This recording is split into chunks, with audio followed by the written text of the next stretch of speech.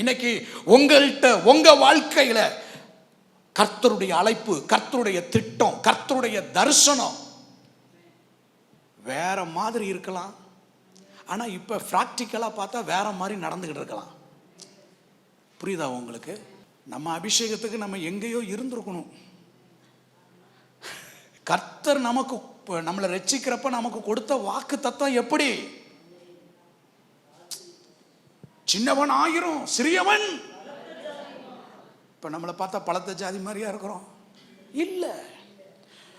கொடுத்த வாக்கு தத்தம் எப்படி? கர்த்தருடைய கையில அலங்காரமான ராஜமுடி. ஆனா பார்த்தா இப்ப எப்படி இருக்கிறோம்? வேற மாதிரி இருக்கிறோம். யோசேப்புக்கு கொடுத்த சொப்பனம், கொடுத்த தரிசனம். ஆனா இப்ப அவன் செஞ்சுக்கிட்டு இருக்க வேலை பார்த்தா அடிமையா இருக்கா, விற்கப்பட்டிருக்கிறான், சிறைச்சாலையில் இருக்கிறான். ஆனா அவன் என்ன பண்ணல அப்படின்னா முடங்கி போல.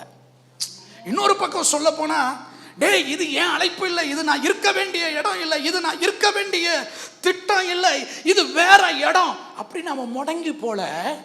அன்னைக்கு அந்த நேரத்தில் அவன் கைக்கு கர்த்தர் வாய்க்க பண்ணினதை அவன் செஞ்சுக்கிட்டே இருக்கிறான்.